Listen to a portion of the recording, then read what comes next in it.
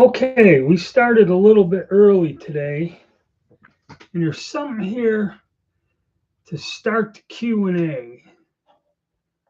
Okay, let me see if I can do this.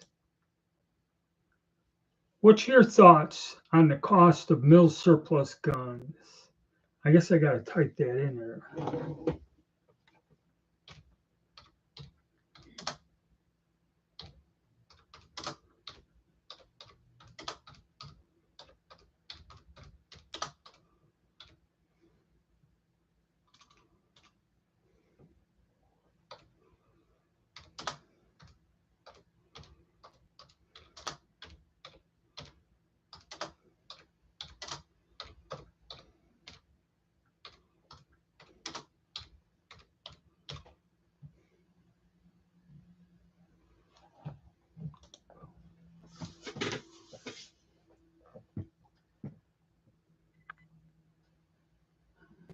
All right, so we got a question. This is something interesting.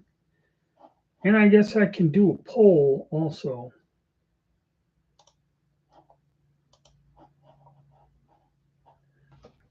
All right, trying something new here. A little bit of audience participation.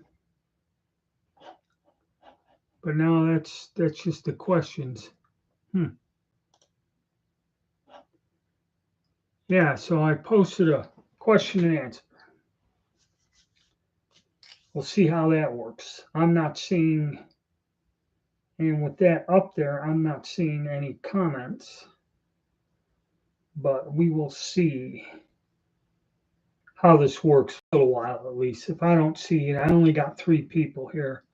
Started a tad bit early, but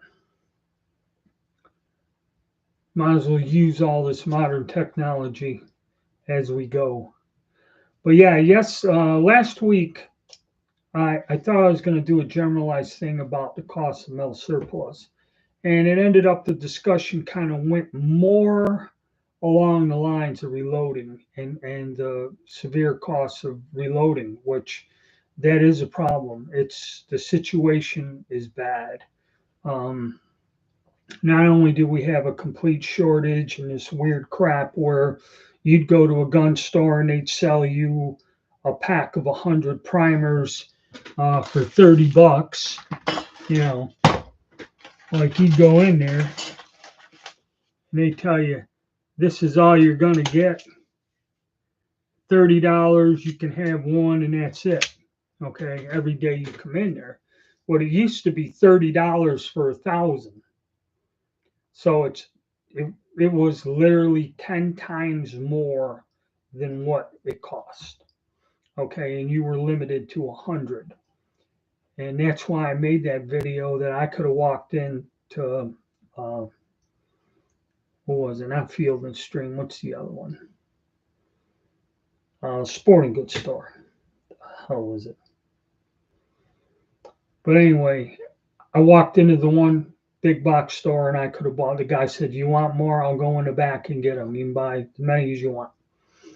But it was a little bit better. It was $8 a hundred, you know. So it came down $2 from the panic mode.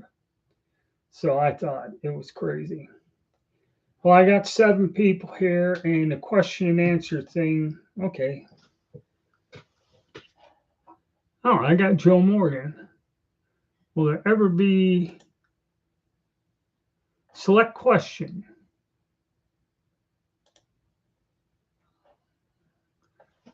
Okay, we got Joe. All right, I'm seeing how this works. Joe Morgan put up a question, and I guess you guys can answer or whatever, or maybe I'm the one that has to answer his questions. I guess I'm not quite sure how this works. I'm not into all this modern technology. But all right, Joe, I see you here. Thanks for doing that. Surplus post. Right now, if you're an international arms dealer, this is when you get into the surplus stuff. Okay, this is what's going on over there. Okay, we're dumping all of these guns, and they're trying to show you that they're using these guns and that. But these shipments, M4 carbines come in, and one guy was there early on in the war in the Foreign Brigade, and he said they drove in a convoy, and I know where he drove from Lvov. I know where he went, and I know the side of the Dnieper River that he was placed on. I'm kind of familiar with some of that area in the very central part of the country. Uh, and that giant Dnieper River has always been a dividing line between Western Ukraine and the Russian side for the past 400 frigging years. Okay. And he said in that truck, they weren't given weapons. At first, they when they were in there in Lvov, you know, and you can watch the guys on YouTube. This is a British volunteer. Okay. He was in there when they hit that building, and it went from 1,000 volunteers to 300. And the ones that were left, he eventually was transported. And the whole time, he was really never issued any type of weapons or equipment or anything. And then when he went in this convoy, he said there was a truckload of M4 carbines and a truckload of ammo. And he goes, we drove in the middle of the night with the lights on, which he said was insane because he goes, the Russians could have come down and blasted the whole convoy off the road. But in the morning, when they got to the positions, they let them out and told them, this is what you got to do. Keep an eye here on the riverbank and make sure they ain't crossing. Okay. And he goes, where are the M4s? And they said, oh, they were hijacked, you know, and, you know, somebody made a deal. Because over there, man, they don't pay you nothing. I forget. They don't pay you anything, okay, in those foreign militaries. So the commanders, if they get supplies, they sell people. I heard in Afghanistan, they used to sell the soldiers to the goddamn enemy, whatever. Okay, it's totally different. What goes on there is totally crazy and different than anything you ever seen before. And that's just the way it is there. Okay. But surplus, you know, they're using surface to air missiles and what is it, 155 howitzer shells. And all the weapons are either the old AK-74s or whatever we're giving them. And it's nothing that'll end up on the surplus market. There are no bolt action rifles or anything like that, you know, short of handguns that are worn out. Like a lot of the surplus you find are handguns, and they're either police or military issue. You know. So I hope that answers your question, Joe, and thanks for doing. See, I'm not familiar with this. I might just end this question and answer thing and just get you guys commenting again. That seems to work better. Yeah, let's do that. Let me do that. Pop out chat participants.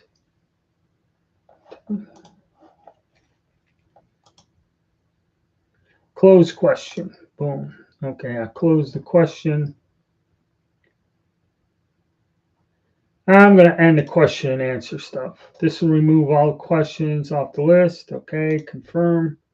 Boom. Hopefully, there we go. Now I got everybody. This is, so I tried that question and answer stuff for about 10 minutes, and that's, so we got Rod's Vintage Guns, 3 whatever shooting channel, the Gun Geek, Joe Morgan, Zoggy. I got all my regulars here. Mauser Waffen, 98. Okay, so let's go back to the old format. I thought I tried everything here. Change is, like they tell you in the mafia, change is not good. Okay. Fired up the coffee. I got mine. Very high. Are you selling a lot of surplus guns? Well, what did you do, Rod, with all those surplus guns that you just sell them? Or what?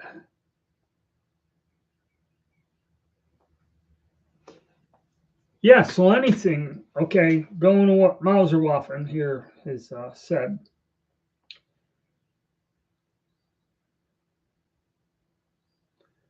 I noticed that ammunition some of it is available. There's some of it that's not. That 7.62 by 25 is, buying a civilian made stuff is extremely expensive, but it is reloadable if you can find the brass.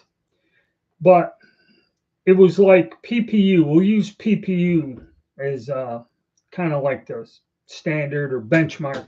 It used to be 20, 25 bucks. And, when times are good, they had everything. I used to buy 8mm Lebel, uh, 7.5 French, all that stuff. The Argentine calibers, 7.63, 4, whatever the hell it was, 303.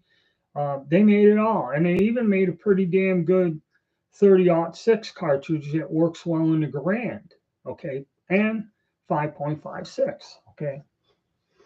They've done a good job. And their ammunition, retail wise, wherever you bought it, was reasonable because it was usually anywhere in the old days, going back pre crisis, whatever, about 20 to say 27, 28, depending on what it was. It's about $24 a box. And that's factory fresh ammo.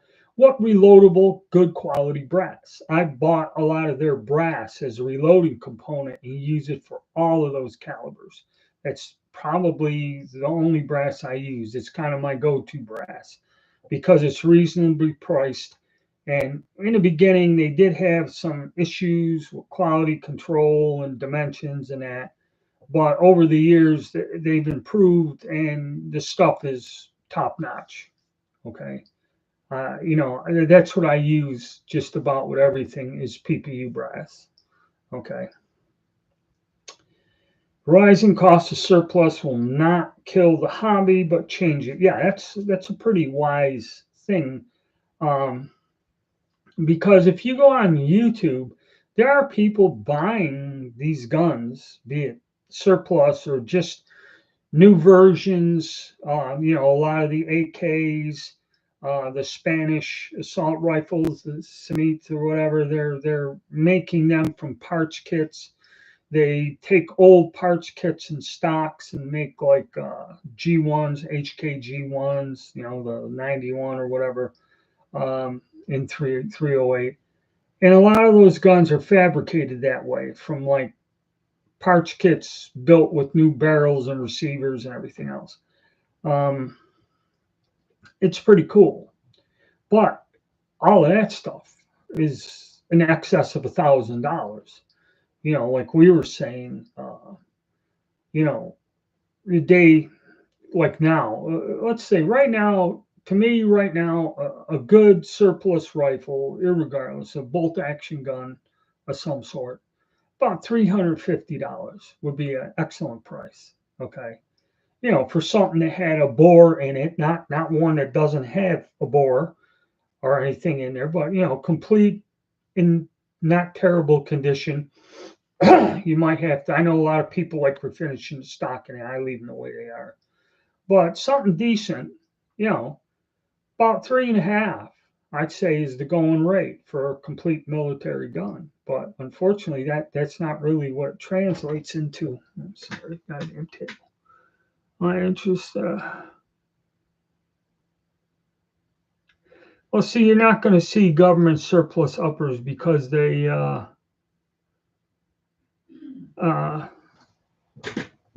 destroy all that by law now. They don't like the fact that ex-military weapons, even parts of them, are out and people complete guns for it. And like Rod said, Rod's into shotguns now.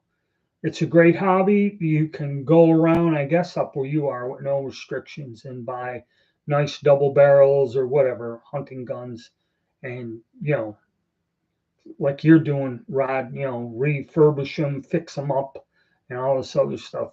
And there's a lot of guys. There's several guys here that got into 22 rifles, the old ones. Because like Remington, I don't know how many different 22 rifles Remington produced back during the Depression era from the turn of the century on. Marlin or whoever or Savage, they all made a whole bunch of different little 22 rifles. Some had magazines, some are single shot, some are target guns. And there's a lot of these fellas, these older guys, they started collecting just 22 rifles, these old 22 rifles. That's what they're kind of buying and selling. Because, like you said, you can get them from anywhere from $150 to $300, depending on how high or old they are. And my neighbor has these 40s, 30s, some of them kind of collects them. And you go to a gun show, you can run into somebody that has them sitting there. They're easy to find. And okay, gun and shot. There are a lot of interest in post World War One pattern guns. Guys who are younger are not accustomed to getting low cost stuff. We're used to getting. But see, that's another thing. All right, Milsup plus Duo.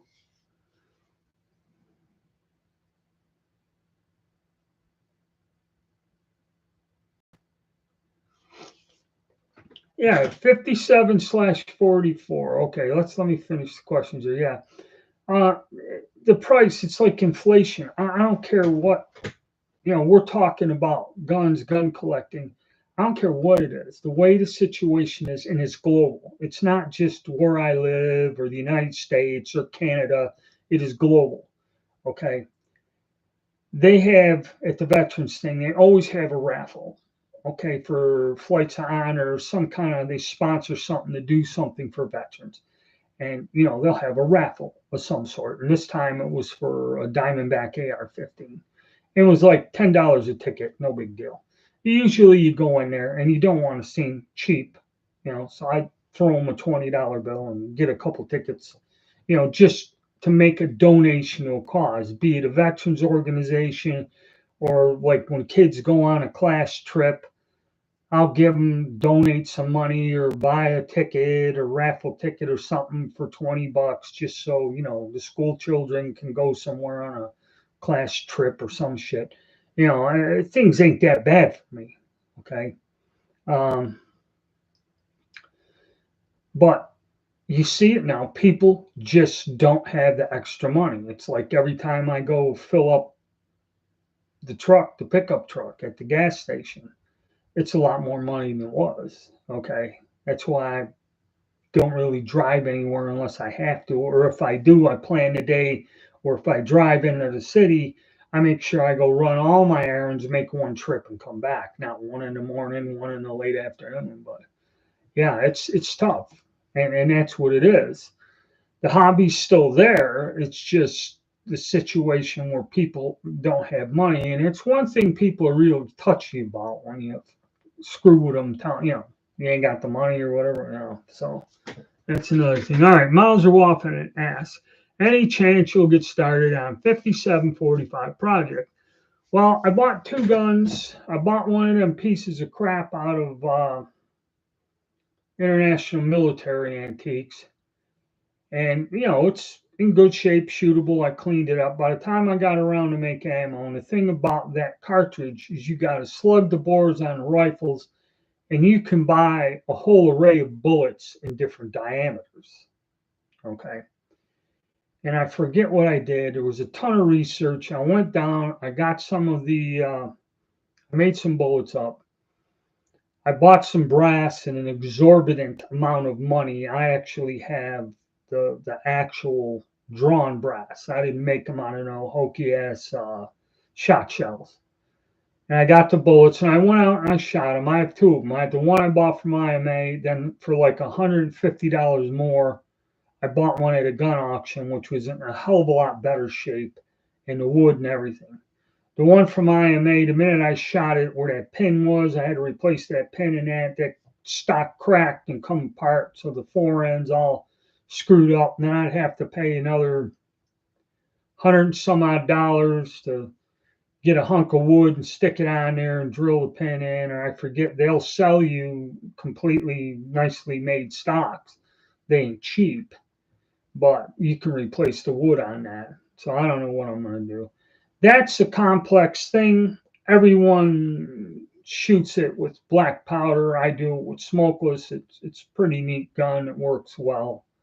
But that's not something excuse me. I don't know. I may. I have to see. Right now, I'm working on an 8x50 and the Kropatschek, and going to do some work there. And I might go to the 6.5 because a lot of guys out there got 6.5 Dutch. But what were you looking for in terms of that 577.45? I mean, there's a lot of people that have videos, a lot of low data out there, a lot of work has been done in that caliber. Okay, I'm not quite sure what. Well, and that's another reason why I kind of didn't jump on it.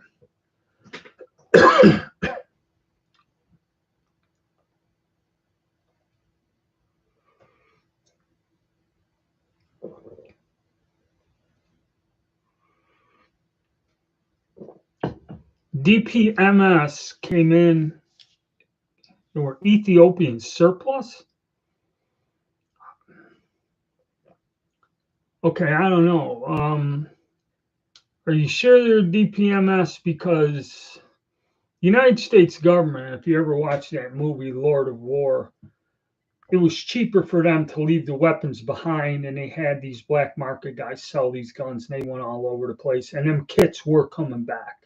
They were U.S. made weapons that were sold kind of on the black market, and after they got the living shit beat out of them, didn't work no more. I think what's his name over at Royal Tiger was getting them cut up. They were available at one time.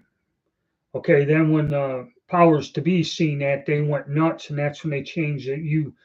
There is a ruling you cannot bring any U.S. weapons back into the country. They have to or any surplus guns the government has, they got to chop them all up. They can't do this stuff, destroy the lower receiver and sell the rest as a parts kit. They won't allow it. There's something there. Uh, Okay. Collecting 22 ammo. Yeah, well, who says they shoot them? They just like to sit around, Rod, and show them to you. It's not too difficult to do. Yeah, that's what I mean. Yeah, and they weren't collecting. Well, yeah, Mossbergs. There's a ton of old 22s out there.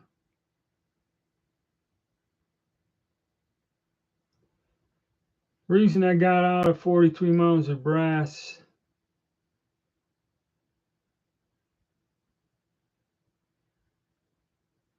Yeah, are you talking about the cut down ones or whatever? Yeah, one time you couldn't get ammo for some of these guns, or you got to reload for it. A lot of people won't touch them with a 10-foot pole. That's why you got them for practically nothing. Okay. There were no, for a hunter or somebody into that, or somebody just wants to go to the store, buy the ammo, and shoot it. That's why them old Mausers and that, and a lot of these old mill surplus guns don't sell.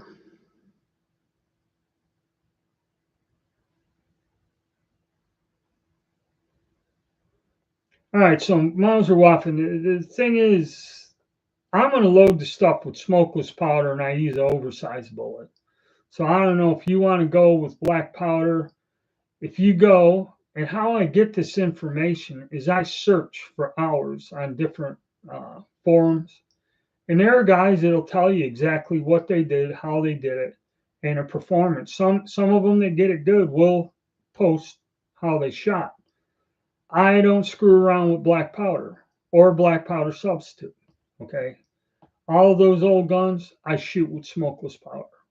Because when I did my work with the black powder, I put that stuff out there. Several people were looking at it for 50, 70, 45. And then they start disagreeing with me. Well, I ain't going to do that. I ain't going to do this. All right, then. That's the way I did it. You want to do it a different way? Fine. Do it a different way. But don't ask me to show you how to do it different, because that's not how I do it. That's kind of why I don't screw around with that stuff. Yeah. Components are available. Primers more like steel shotgun. Okay, 22s are too much.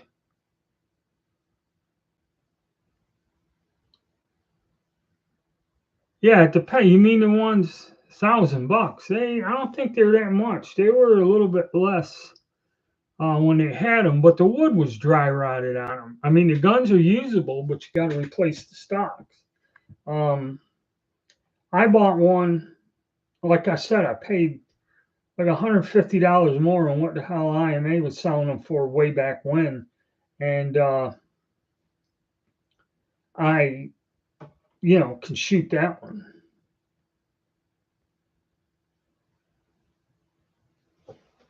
You can thank the Pittman Robertson Act for that, Ron. Okay.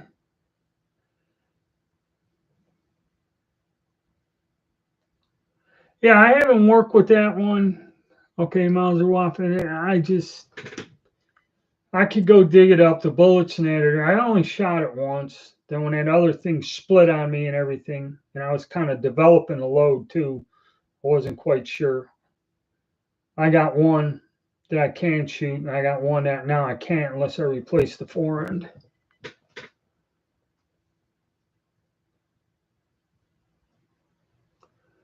Okay, DPMS Oracle. All right, it must have been a contract somebody bought or sold. No surplus I purchased over past. Yeah, that's true. It depends. If I was making $180,000 a year, I can still afford to buy, mill surplus anytime I want.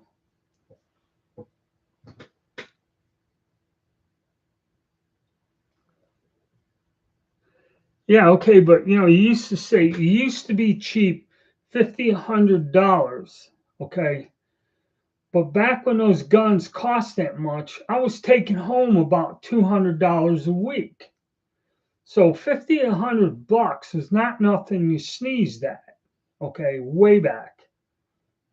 Like I said, in the late 80s, when you were buying all these Mauser style guns from South America and everything, they were about $80, $90 a piece. And I could afford, I'd save up every 6 months when the gun show would come. I'd buy 2 or 3 of them. Okay. At the same time, the Norinco AK 47s were about $350. And when I went to the gun show, I like going through, and the Syracuse gun show was huge. And this is back before New York State became a socialist communist place.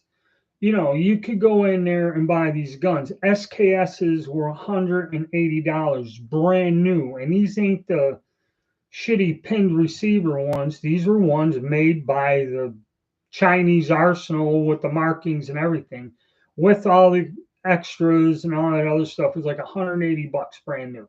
Okay. They were an actual military manufacturer from the arsenal gun. All right. That was the price difference. And I went to the gun show. I used to like to buy a couple things. So I'd buy something around $100 thing.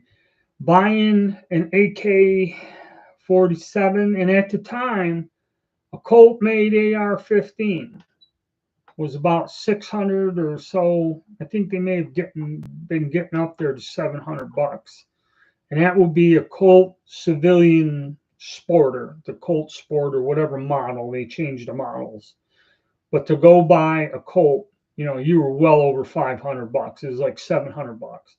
That was the actual price. So that's why, in reality, when they were freaking out over AR-15s, very few people had the money to buy one. It was rare that you'd see one. I had one, and I had to sell it because it was a high dollar item. Okay, when shit gets bad. All right, Joe Morgan, same here. $75 Mosins. Yeah, I mean,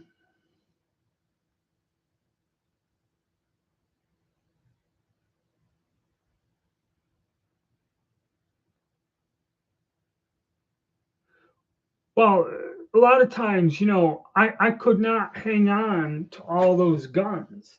I had a gun collection, and the way my life was back in the 80s changed in the 90s, where I wasn't buying surplus guns. And then by 2004, that's when the whole economy collapsed there after that 2000, 2001 thing, which just about financially destroyed me.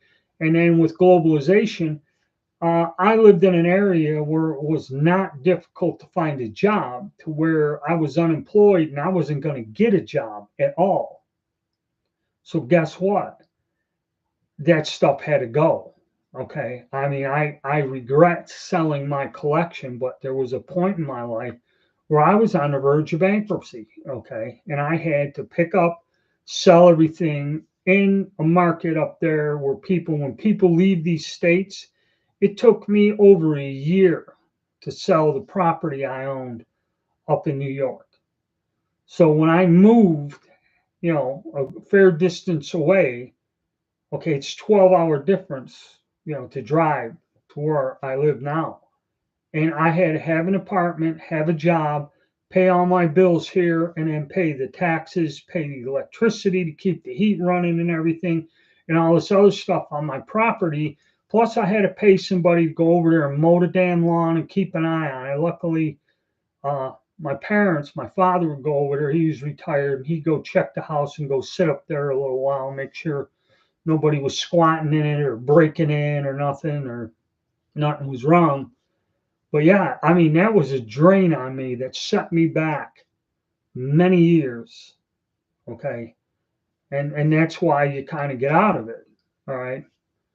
You know, and then it took me years again to build up what I have. I basically almost sold just about, a lot of the stuff, all them old mill surplus guns, they went.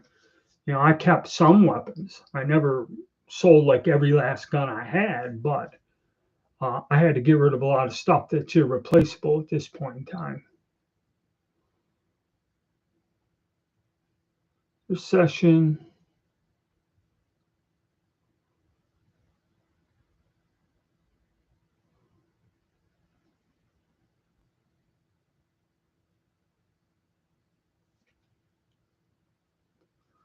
I don't have a 455 Webley Mauser Waffen, so it's like somebody was telling me about some rare gun from the 18, one of those ones it's like the ones they made before the 93, the 93 LaBelle. They made a couple for the French Navy and that in the oh, what was that caliber? Not the chasspole, not the chasspole, the one after that. But to do a video on it, well, I don't have one. I don't have one. I can't do a video on a gun I don't have, or do the reloading for it. And what the prices of those cost unshaved, I doubt very much that I'll do that in my lifetime unless one of them falls into my lap dirt cheap at an auction or something.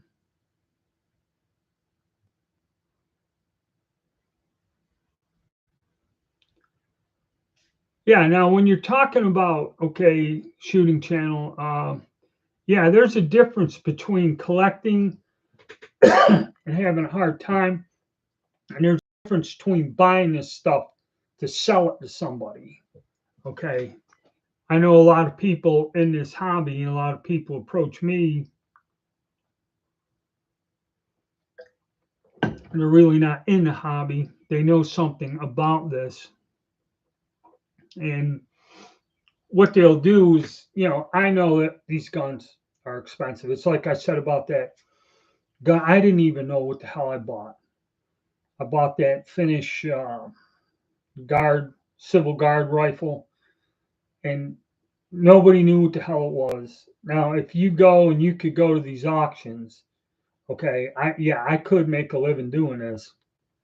Is just go down there, and these people do not know what they're bidding on. Pick the stuff up cheap, accumulate it, and travel around the state and do that. Pick up all these old rifles, then go to the gun show, double up, triple up my money on them.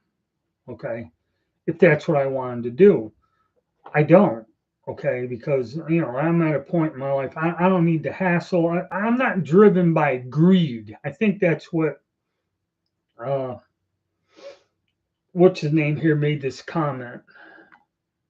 Where is he? 314299 shooting channel. Yeah, there are people that know something about it, go to these auctions and do exploit that, okay, to make a quick buck. Okay, they might go out and shoot them. They know something about the guns. Uh, instant 12 gauge modern. Can use semi-successful.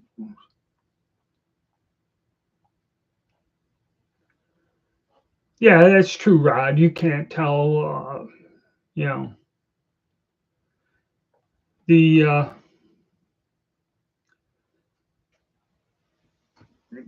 the guns do vary. Surplus guns. I just did a video. It's coming up here in a week with CZ pistols. One of them shoots fantastic. The other one, it just don't shoot as good as that one. Okay, that's the problem when you're buying surplus weapons. They made thousands of them, and their military weapons were used. Some were used, some weren't. Shotguns, apple oranges. Once you cash out, it's hard to get back in.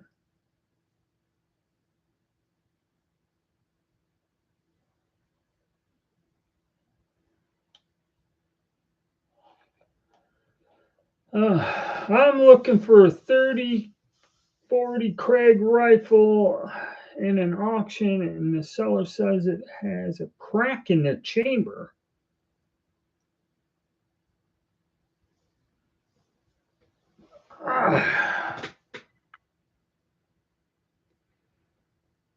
Is it a crack or is it, see, right there and then, a crack in the chamber or whatever? Where they had a problem with the Craigs, much like when they had a problem with the 45 long Colt, the U.S. government had a habit of loading the ammo up a little too stiff, and they did that with the Craig. But what they would crack is the bolt locking lugs, not the chamber. Okay, I would not, unless you can go and examine this, have it examined by, and I don't even know how the hell you would check for a crack in the chamber, okay, or what you would do, or how you can go in there with a bore scope and look at it, but I never heard of that. Unless if somebody overloaded the gun, it may have cracked the bolt. I mean, that was something that did happen. Okay. That's why if you look at older reloading manuals, the load date is a little bit higher, and then they kind of lowered it. But a crack in the chamber, I'd I'd leave it. I wouldn't take the risk. And that sounds, I don't know how you would crack a chamber. Okay, unless somebody went and deactivated the gun. See, a lot of times these guns are used as drill rifles or something, and somebody could have tack welded it shut or some horse shit, to make it to where it could be used in a school so you couldn't fire it. And then somebody found it and tried to modify it too. So unless you can go and actually examine this gun in detail, I'd stay away from it.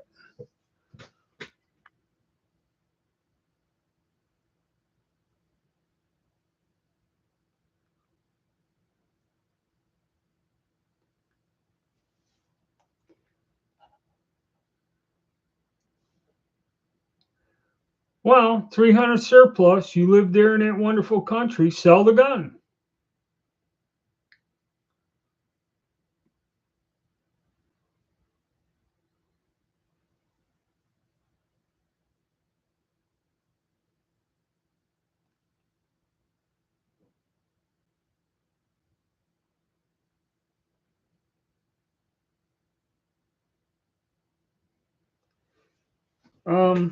Yeah, I don't know.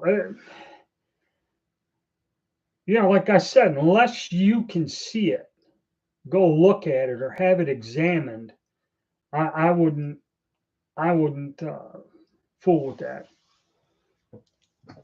And yeah, see, so Rod, you should have bought a dozen of them Webleys.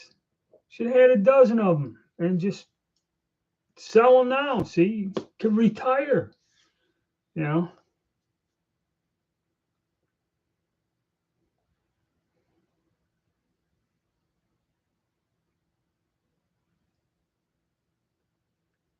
I don't know. I have two of them, Joe. The 380 200s. I got two of them that are in good shape. I shoot them all the time. Okay, I don't know why they would have timing issues or whatever. Um, Actually, I have three of the smaller Webleys. Should get them out and shoot them. And they're yeah, I don't know. I was getting them for three. One of them I paid too much, $400, because it was the only one I could find at the gun show. Uh, that work. Like you said, it worked. There were no issues with it. I've shot it, but even those things are going totally out of control, also. And I think I have a police one uh, that's in really nice shape. I think I paid about $400 for that, but that thing it's made in the 50s, I believe.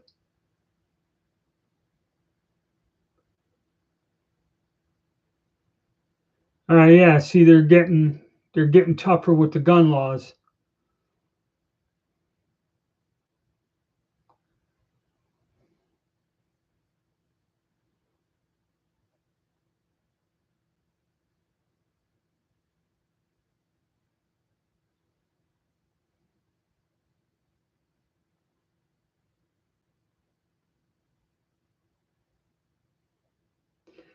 Yeah, like I said, there, Pancho Stevo.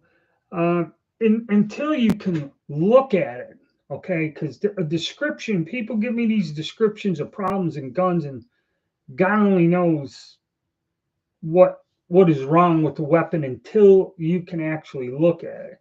And like one guy said, a crack, it could be a scratch, because really to have receivers cracked or something, the bolt wouldn't work right or whatever. And it's hard to tell.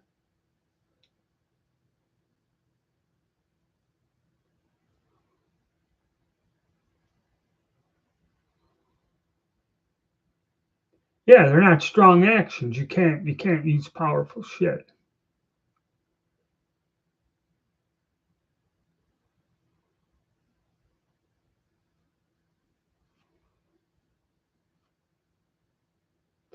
All right, Mega Bait, I'm glad you checked in.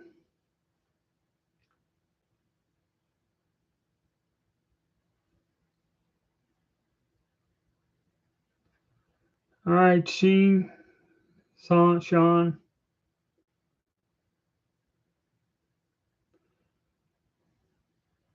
All right, I hope my day goes well too. I think this is one.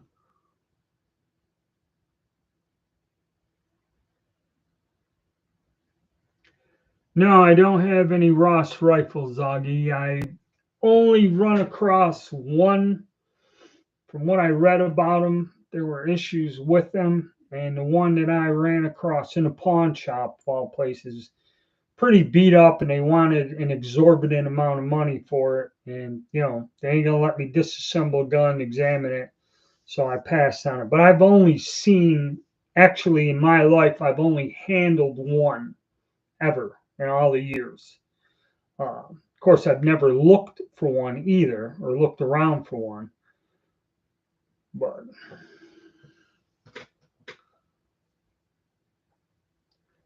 yeah, they were around. A tanker, okay, Joe, the tanker Webleys, you do see them from time to time.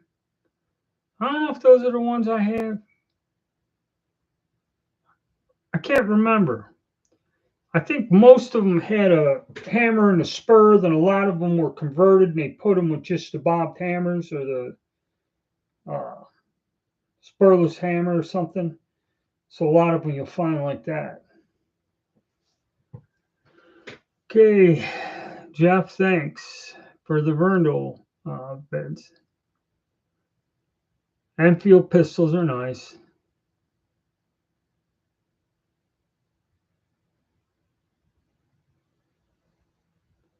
All right, if you're talking about powder, you're going to find it's hard to find whether they're making it. A lot of powders, and we're talking last week. Okay, we're talking more on the reloading end of this, not so much the actual collecting and buying end of it. We're talking more about reloading and powders. Powders are they're not releasing the powders like they used to, and they stopped making a lot of powders. Also, some that were pretty new and recent, they can discontinue them, and they discontinued a bunch of older ones. Okay, but Reloader 15, that is for the 308. That's the go-to powder. So the minute that stuff, if I seen 16 pounds of it, I'd buy it. And 48.95. Let me look.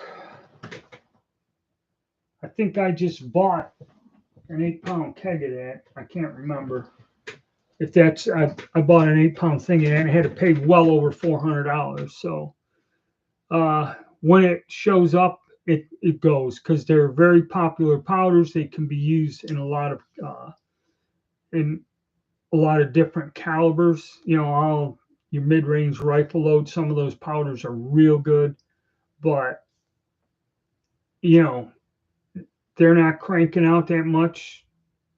It's a problem of there's not that much being put out onto the commercial market. Okay. And when you do find it, it's exorbitant. And there are people like me, I'm particular about what I use.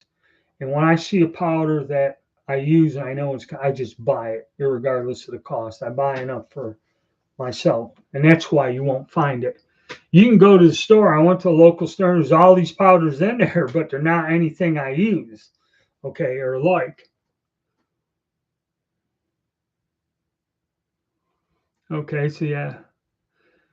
All right, shooting channel. Ross rifles are excellent shooters. However, a lot of them had the crap beat out of them and shot with. Right, right. I don't know if there was the Canadian Ross or the U.S. had them for trade. There's something about them. I've never really seen a lot of them. Okay, I've only seen the one gun, and like you're saying, it was pretty beat up. Okay, um, and I never really got it. And surprisingly, I've never seen them. Even all the time I spent in New York, maybe I run across one of them, didn't know what the hell it was, and just passed them up because, like the Swiss rifles, when they had them out there, you couldn't get ammo for them. So I didn't even, back in my 20s, I didn't even bother looking at them. You know.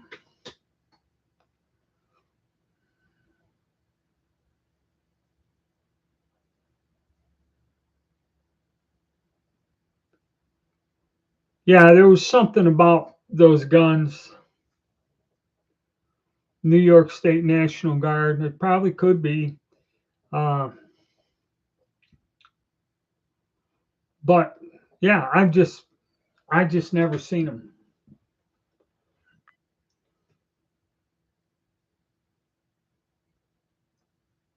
I'll put it to you this way: I never seeked one out. That's another thing. I was always trying to snag a nice Garand or a carbine back then, other than the Ross.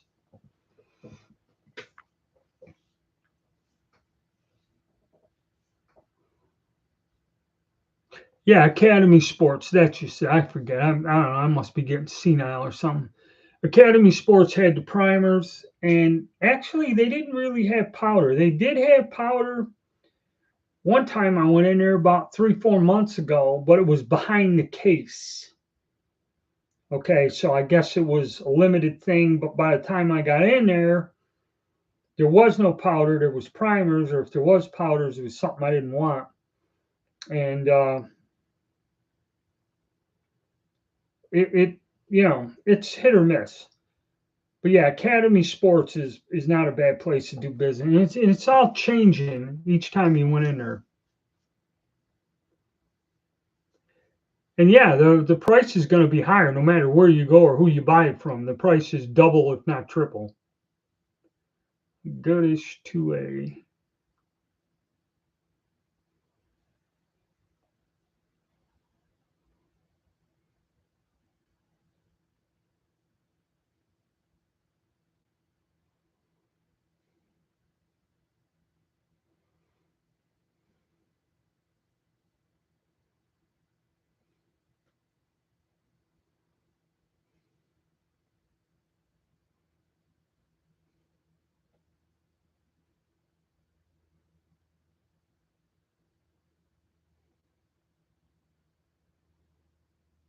Then Ross was only.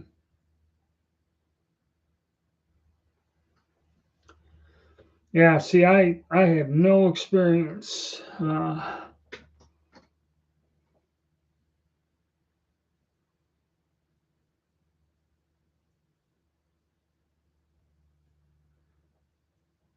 Okay, speaking of the Betterly, your conversion is still holding up great, shooter. Thank you again. Picked up another part out. Rescue gonna work getting back together. Getting parts for the Betterlys is tough, especially the spring for the bolt, the firing pins, and the bolt, because a lot of people tried converting them. It's one of the reasons why I gave up converting them. Is people would try to, and the drills would walk, and they had drills going in sideways, broke off in the bolts, and can you fix it? And no, so it's kind of why I gave up the conversions. I was getting I had to return a lot of stuff. I did a lot of conversions and everything went smoothly, but towards the end there, it got to where it was more of a hassle than doing it. You know, and unfortunately, I had to give up on that. But and finding them for parts, they don't go cheap. Okay, I mean, you used to be able to get them. Nobody wanted them because you couldn't shoot them, and you used to find some in really excellent condition. The Swiss Vetterlies that you know you can get them for $100 or something. They were around and they're all over the place. I don't know why people bought them. People just have them in a closet that never shot them, or something about, oh, it was my dad's gun or he had it or some shit. They did use them for a while and they made ammo for them back in the 20s. But if they came in later and were just sold as a curiosity, I've seen they made lamps out of Vetterlies, I've seen Remington rolling blocks that had stuff drilled into the receiver for the switch, to make a lamp. And they used to make actual decorations and furniture out of those guns. The Italian Vetterlies, the 15s, you know, they made. I've actually seen them welded shut and put on a giant plaque. They're over a 30-inch long barrel. The damn things are 4 or 5 feet long, and a guy had a frame thing with the Betterly on there hanging on the wall in his den. Okay, it was crazy, and that was an actual. You bought that as a decoration. The gun was welded shut. It was framed in this weird thing that was 5.5 feet wide or something, and he had it up there in his den. We'd sit there and look at it. I remember looking at that when I was a kid. And, yeah, Italian Betterly.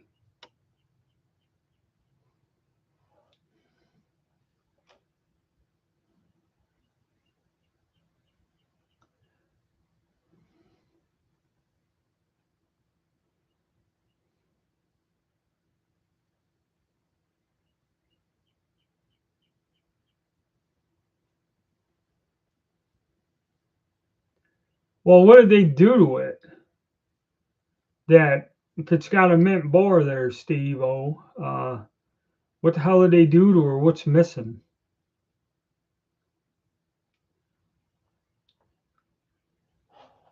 You know.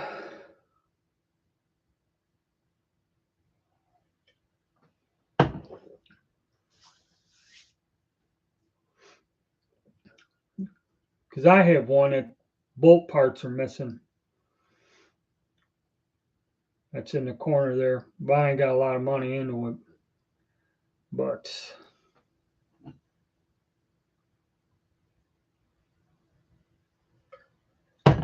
all right. So the Canadian Ross. You guys got to go out there and soon make some videos. Let's see you shooting your Ross rifles. But yeah, you're gonna see. It's like anything. Um, the stockpiles of these guns The reason why in the 80s there was such a big surge is a lot of the World War II bolt action rifles of all these European countries um, were still around, okay, in reserves. They kept them in reserves because they learned their lesson in World War II. You start a damn war, next thing you know, you activate your army, you're running out of guns within months. So they kept them there. And then I don't know what they're used for. I know the US government stored captured weapons and old weapons and all kinds of weird crap.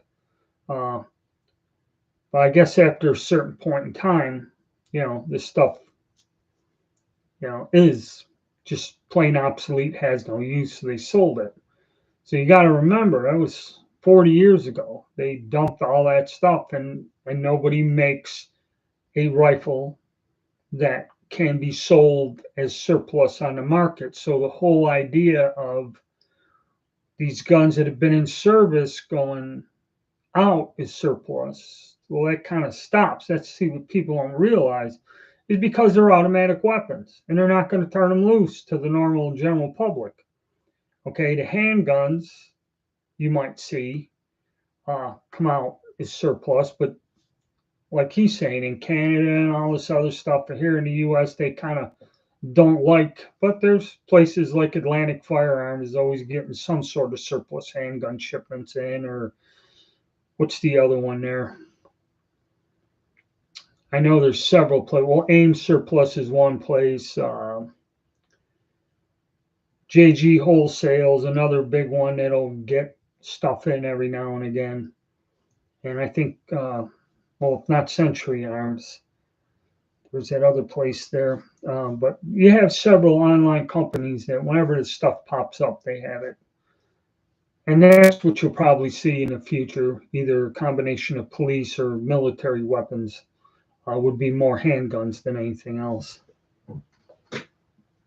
Carbine surplus. Well, it's like Rod was saying, 22 ammo isn't, it cut down stock.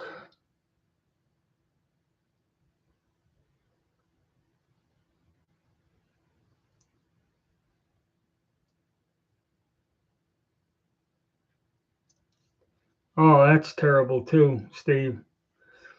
That stuff you ain't gonna replace. So you got a real old one. All right.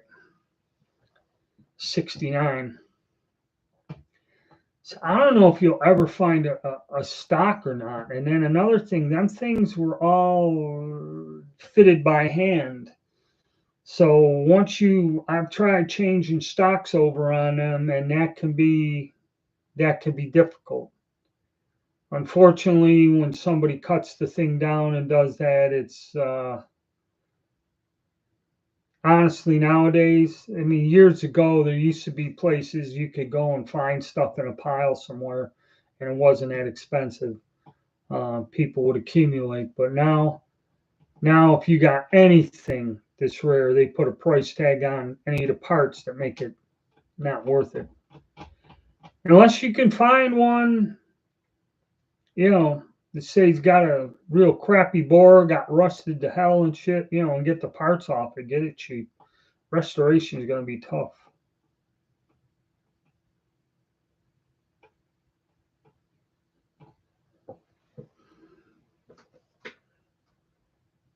Yeah, Joe, the Israeli handguns.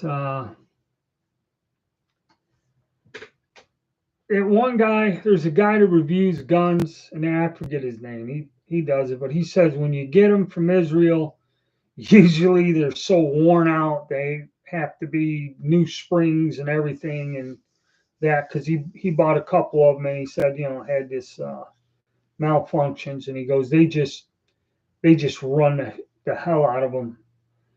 And yes, Alex is classic firearms. That's the one. And Royal Tiger, well, Battlefield Curator, he said he bought carbines and Garands from there, and they weren't that bad. So there are some things in there, maybe that ain't, the stuff that we like, the older stuff, the antiques. Yeah, and even the Carcanos they had. I still got that one. 7.35 Carcano that wasn't sent to Finland. Okay, and it has the stock marking and everything else. It was left in Italy. The ones that were left in Italy are different from those ones that were shipped to Finland or whatever it was. And then at one point in time, all those guns came back in one lot, and there were some of them were like mint, and that's why in the U.S. that's the most common variation you'll find. To find the Italian ones that stayed in Italian service, where they put this huge damn stamp on the stock so you knew it wasn't a 6.5 caliber and that. Those are the ones they must have sent to Ethiopia after World War II. And them guns were bad. You know, they were bad.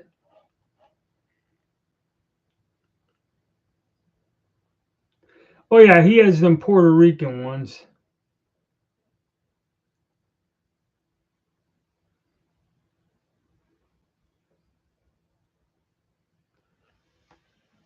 All right, so Magna Company. I've been told when the Ukrainian war finishes, surplus gear and old guns. Well,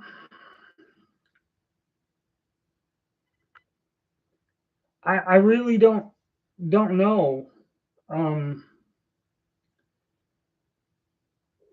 they cut off the importation of the Mosinagats. Okay, there's still millions of them stupid things floating around over there. Okay, and what it is, it's just money. Okay, they sell it so they can get money. How they would start importing stuff, or where did you actually hear that from? That when the wars ended, a wave of surplus gear I can see, but that country's so beat up, man. Even the military clothes and stuff, things aren't good over there. Maybe they'll sell off some surplus, but I doubt very much uh, because of the Russian import bans. Well, if you're importing stuff from the Ukraine, how does the Russian import ban affect stuff being imported from the Ukraine? That's kind of confusing, and I haven't heard that from anyone, unless that's just a rumor flying around. All right, Eric. Ross rifles were made as target rifles, and Canada wanted Enfields, but England refused to sell them. Adopted the Ross out of desperation.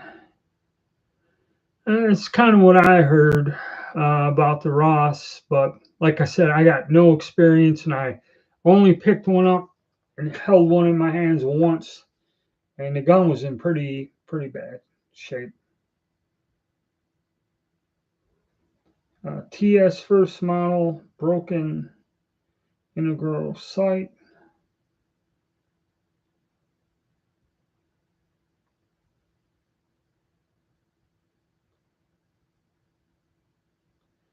Yeah, like I said, I really don't buy anything much from them anymore.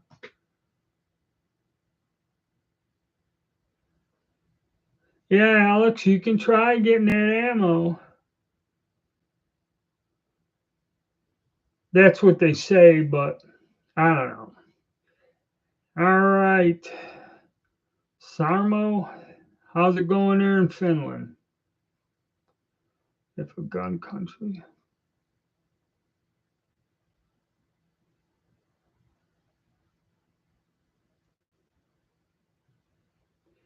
Yeah, Joe, that was the old. I think it was 20 years. I don't know if it was 30. That's the old communist thing. Uh, I've heard that is true, but I don't know.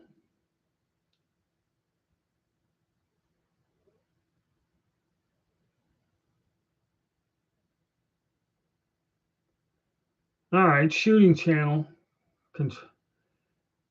We're not unreliable. See, I don't know. I know very little. I've read about them, but I've never had one or shot one.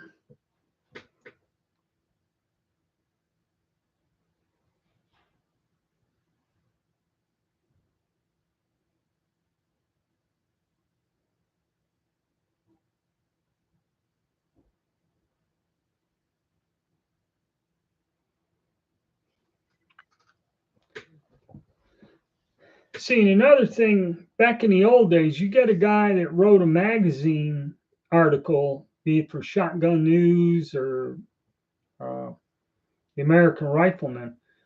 If you get somebody back in the 50s or 60s had a dim view of one of these guns, regardless whether it's true or not, okay, you find these old articles and kind of like this, I heard that once the Ukrainian war ends, we're going to get hit with a wave of old guns. Um, it's kind of like I don't know. It's hard to say, But anyway, going back to the Ross, somebody gives it a bad review, it sticks over time, and it just goes on. About the stuff coming from the Ukrainian war, I don't know.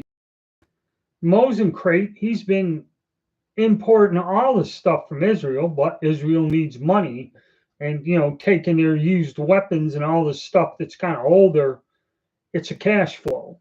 Okay. So I don't know if that would happen in the Ukraine or what. See, this is the confusing thing. Who the hell knows?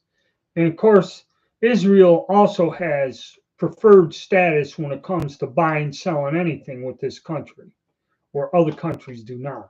That's why you'll see one thing and something else.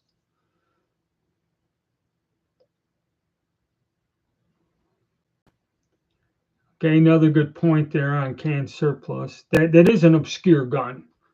Okay, it's a very obscure rifle. Like I said, I very rarely, if ever, seen them. And you get somebody that doesn't know. Even a trapdoor.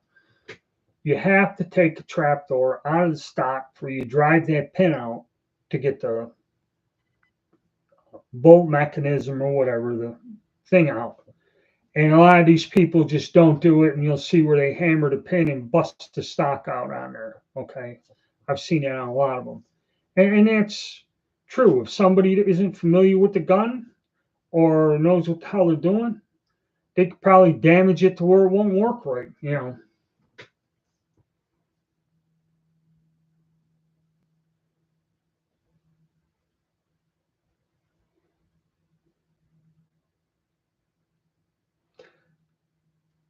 Well, the Japanese guns, uh, Japanese guns are basic and simple. They were actually the strongest bolt-action rifles made in World War II. The problem is, by the time I started collecting them, you couldn't find ammunition for them unless you bought. Like the thing is, I could buy an old Jap rifle for $10, but I'd have to get Norma ammunition for it, which was like over 20 some dollars a box, and it had to be ordered. So there was this conundrum. And then now, years later, I can get brass, and it uses the same bullet that goes in the 303 British. So it's not that difficult to reload for. And when I reload for it, it's actually an excellent cartridge. The guns are not as well finished on the outside or made like a Mauser or a Springfield. They kind of look cheesy and, plainish, but they do work and they shoot well. You know, the Japanese rifles are pretty good. And it's just that you couldn't convert them into a sporting gun very easily because the steel is hard. You know. Yeah, that's right. The ammunition ain't quite right.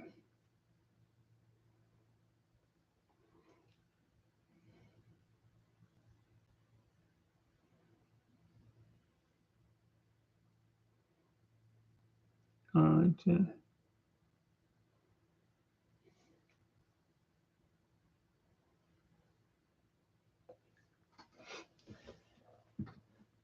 Yep. See, that's something I didn't know. You guys, one type of rifle doesn't work because of the rims and the way the ammo is made and these subtle changes in it. And you find that now, too.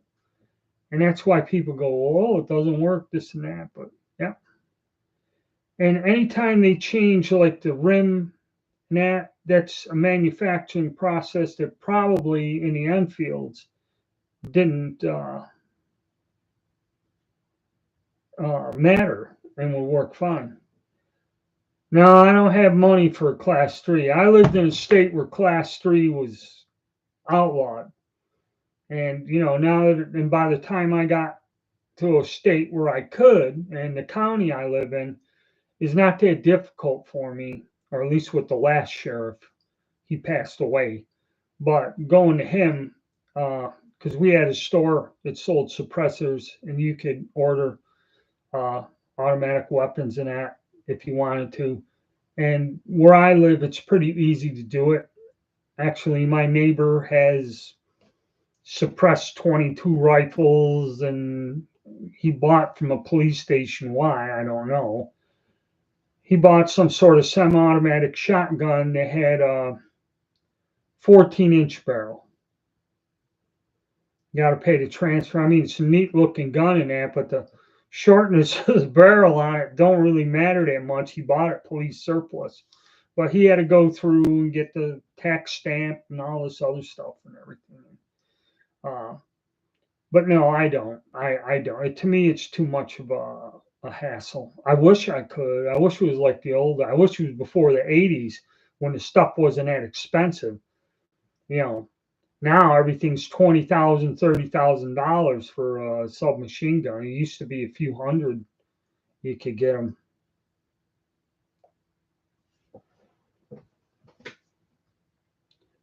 And then another thing about that, a lot of the gun clubs, automatic weapons are not allowed. Okay. So it's difficult to find a place to go and shoot. Like, say you had a MG42 or something like that. It's difficult to find a place where you can shoot them without everybody getting all over your ass.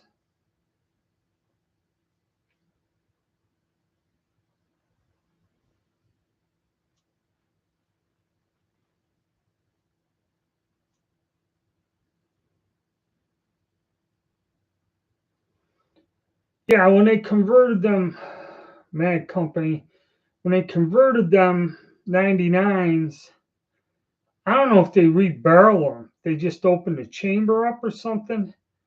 Uh, you know,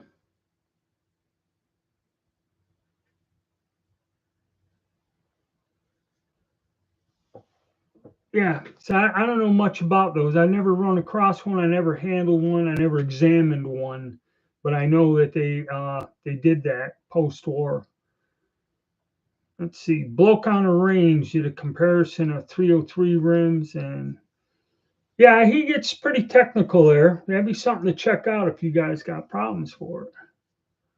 That the U.S. converted or continues mag fed. Yeah, I don't know much about the conversions.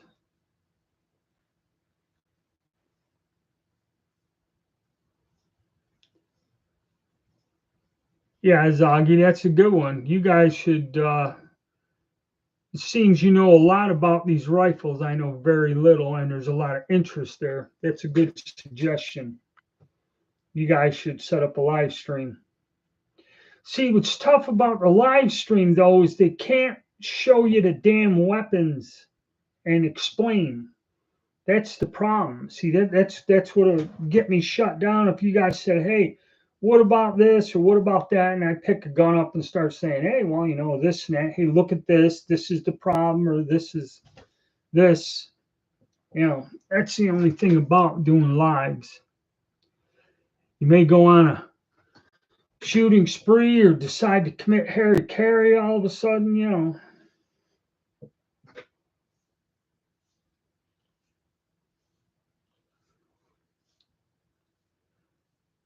Or better yet, 314. I guess I'll call you 314.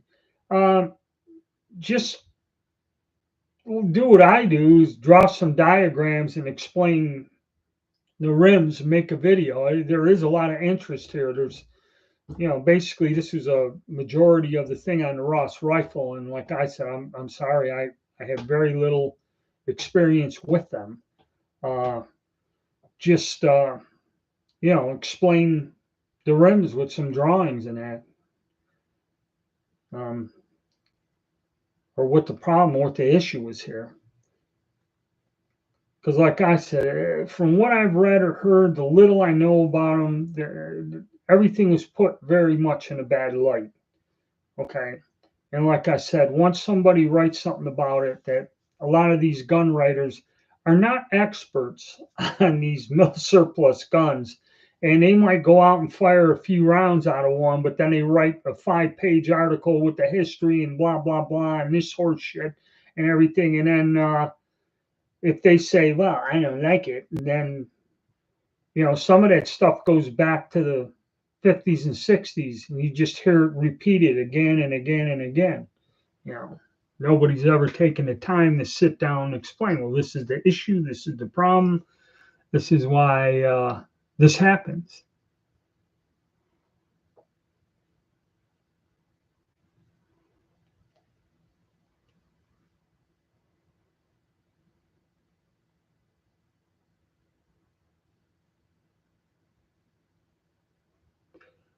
Oh, come on, gun geek.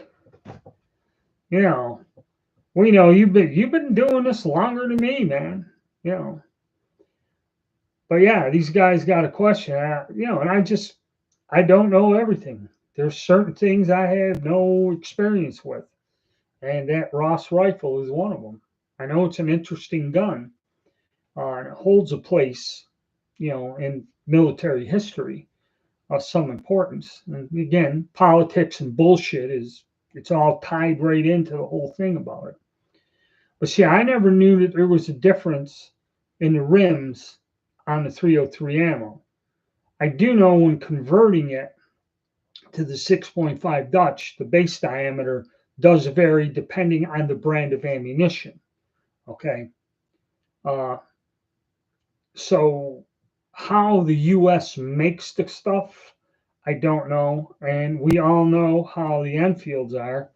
The reason they designed that gun and that rifle is with cordite. You just had like a straight wall case, drop the cordite in, crimp it, put the bullet, and then the little things cinch in there when you get that old ammo. And that made it to where that ammo would feed into a gun. And that's why they grow about a quarter inch sometimes when you fire them in there.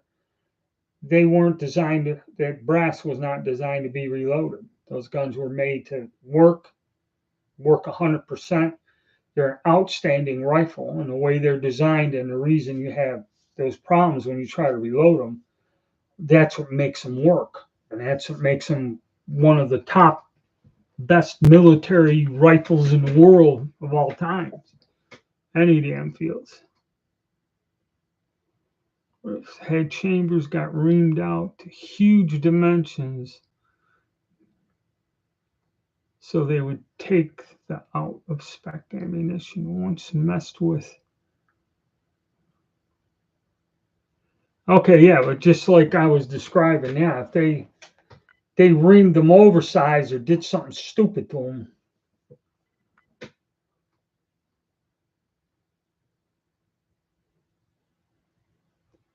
Okay, Belgium, yeah, they were doing that. Well, surplus people do all kinds of weird crap to the stuff they have on hand that's cheap, try to make it usable.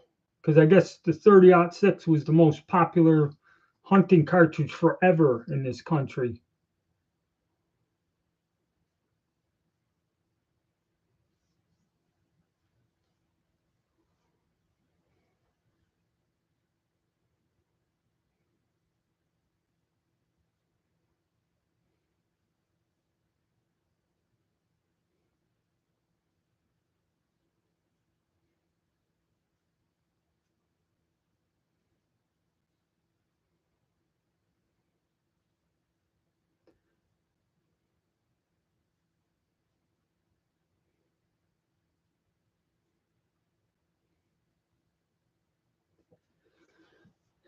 All right, so I see but that's a good topic. That's one I ain't got no experience with.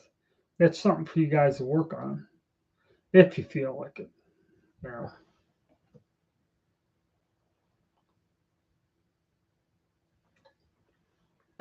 You Actually, if you guys got some of those examples, I don't know if there's any videos out there on the Ross rifle that have been done in any detail, other than somebody standing there jamming some ammo in it and going, Ross rifle, There's somebody that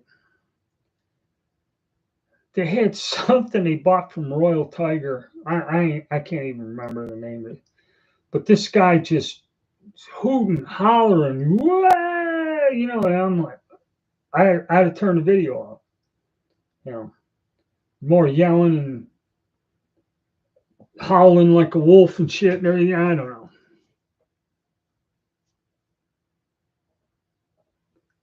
How do you guys feel about helmets or camouflage? That's more of a Mike B specialty.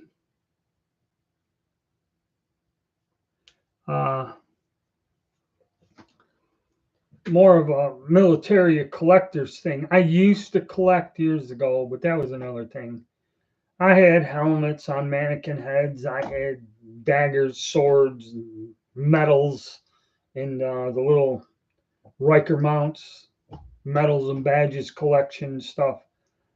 It was just too much stuff. When you get married, you see how this is the room where all my crap ends up in here, just chunked in here. I don't have a house big enough to have a wing where I can house my collection and then have a normal house, So I kind of gave up on that. And then a lot of the fakes, when they started faking the shit out of everything, that's where I kind of got out of it.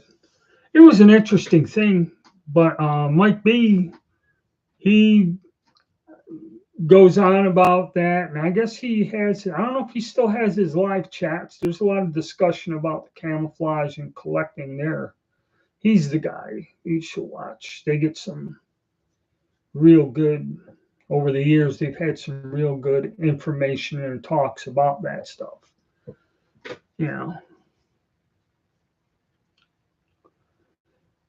I know in Canada, if you talk poorly of the Ross or Cooeys, you will be cast straight into hell. Well, that's true.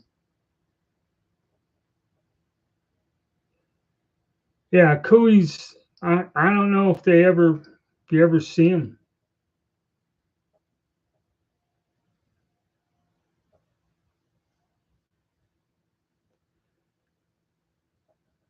Used to collect that kind of stuff, but I had to start selling it off to keep up with the mill surplus.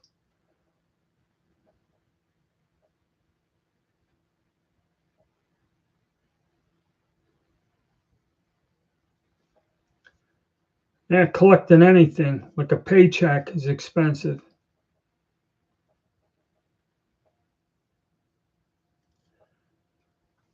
I don't think Mitchell's Mausers faked the guns. It's kind of like they refurbished them or something. I forget what they did with Mitchell's Mausers. I seen a few of them, but I never bought them. But I don't know what the fakes were.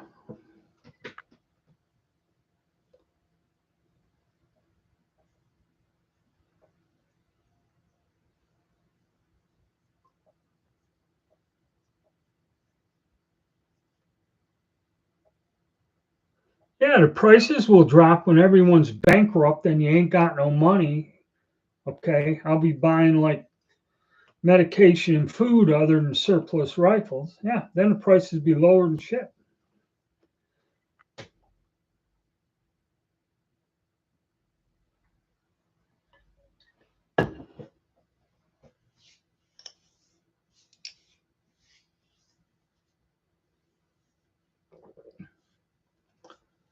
Well, a lot of people don't sell them to mark them up. Okay. Like I said, there are people that do, and be it mill surplus or just be it, they burn people for going to the store and buying. I forget what the hell was in the news about that guy, the ATF shot him or something. How they caught him is when they go do their audits, they'll go to the local stores and they do an audit because they're not supposed to keep track of what you buy here in the US. But when they go do an audit and say they came in a month, 2 months ago, and they come and do an audit at a store, and you're going in there and you're buying, like they looked at, I bought 4 Glocks and 6 high points or excuse me, skies, like $180 gun. I bought 6 Sky pistols in 2 months. That kind of gives a red flag that you're taking them, marking them up, selling them. Okay, so yeah, there are people that mark up guns. Okay, and there are always going to be people, and there's always going to be people who buy them. So I doubt very much if there's a crash or something that these guns are going to drop dramatically in price back to the 1980 prices. That's not going to happen. Okay, it's not going to happen at all.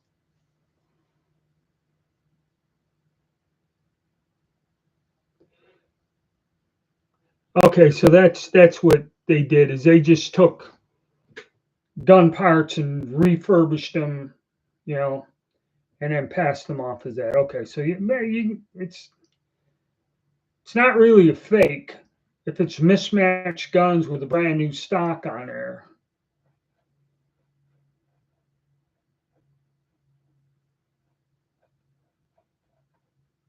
At some point, I remember when the market boomed.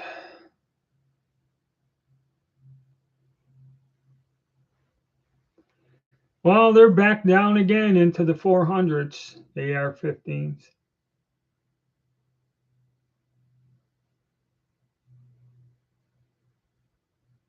Yeah, it's not going to.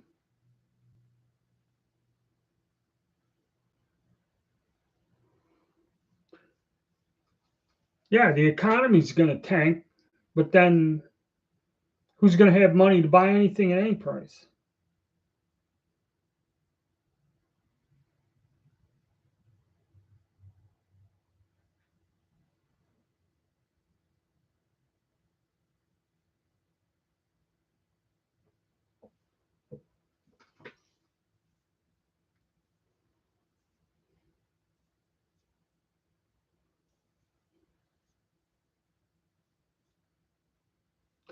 Yeah, that's another thing. You sit there and go, "Oh my God, these prices are insane."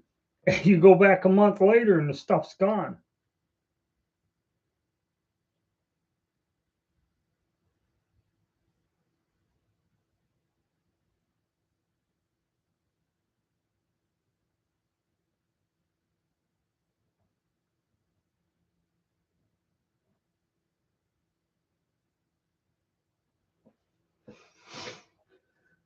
Yeah, see, in the foreign countries, it's just a hassle, and it's hard to get permission to own the guns. Nevertheless, buy them.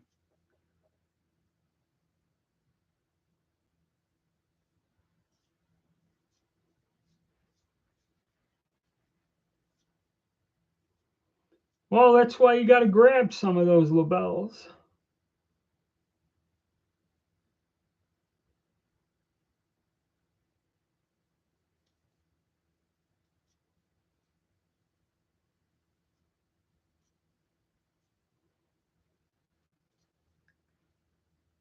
Yeah, 15% tax in Canada. It's 12 in upstate New York.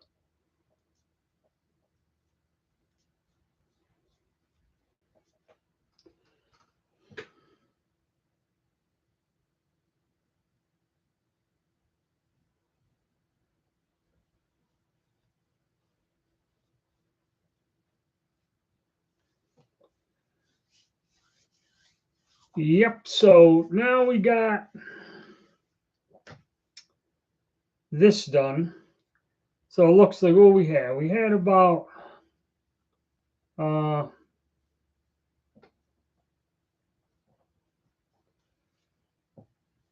I think we'll keep up the Sundays. I'm not quite sure. We'll see how it goes. But I'll put out a video by Wednesday and give you a time and that. I did this time a little bit later. Fortunately, I had time to do a few things this morning. But 9, 10, keep it at that. Keep it on a Sunday. We get a good hour or so in.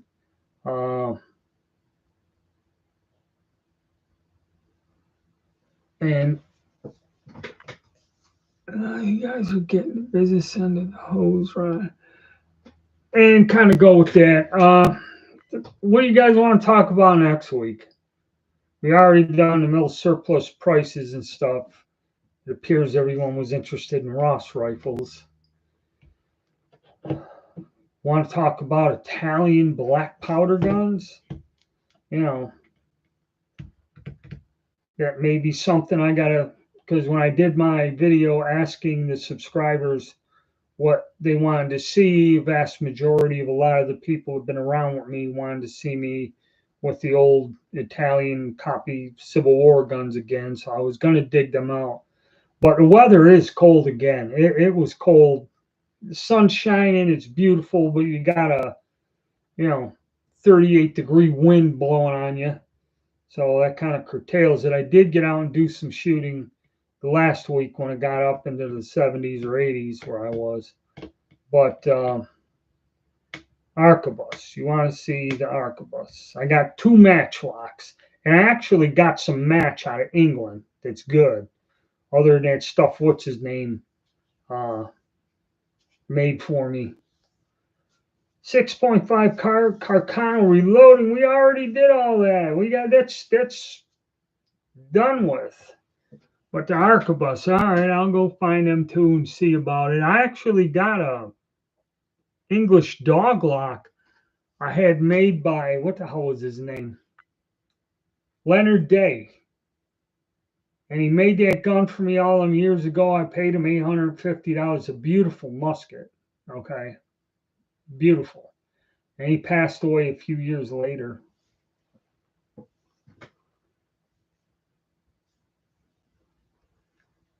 Arquebus. Everybody wants to see the arquebuses. All right, I got 2. And I got that other one that guy in Virginia made for me. That other.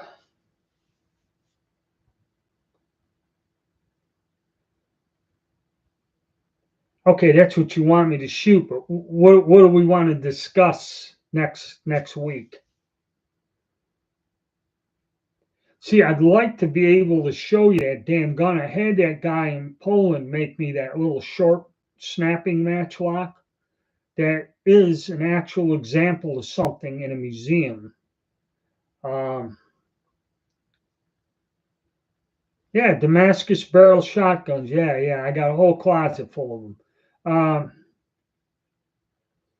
I wish I could go live and show you the damn guns. That's the problem.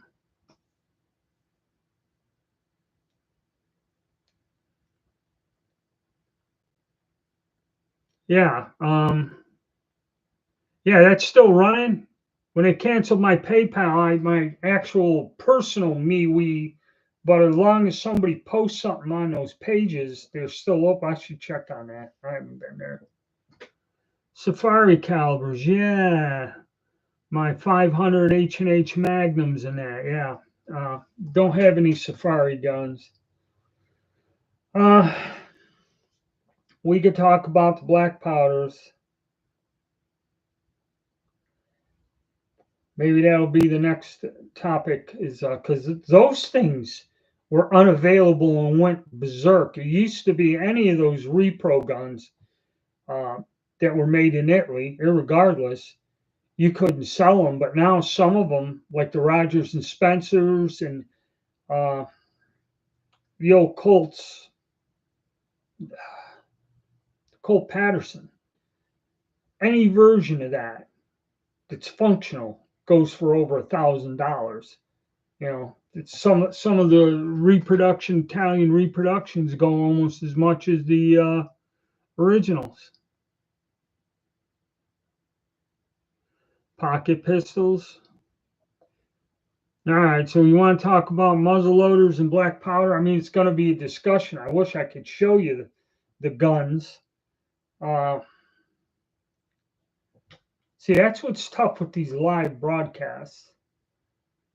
I got to see, I never could, on any other platform, I have to buy some sort of software and pay a monthly fee to keep running. At least that's what it was the last I checked. I have to go see if I can get on wrong. Cause it's weird too. It's like you get the slot for the live, and it's like yours, and it's there. And it's kind of like when you're not live, it's there, but it's like you turn it on and then come through. It's a little. This is pretty. YouTube's got it simple. I click on a button, fill out a few things, and I go live, and that's it. Let's see. I've also got a vacuum pack corn. So what's it's got vacuum pack corn.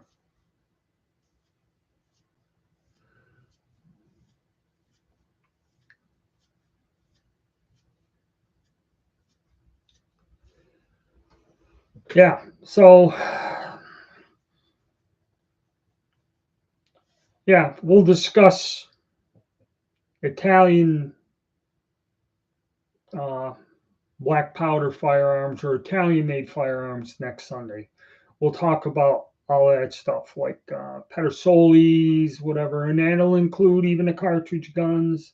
You know, I have a Pedersoli Sharps in 50-70, and you can get them in 45-70. I've had several of them, and the varying different companies that make them. We'll have a discussion about that or start that way and move along. All right, guys. So thanks for stopping by, and I'll post something on a Wednesday or something when we'll do it, and we'll meet again next weekend. All right, gentlemen. Have a good day now.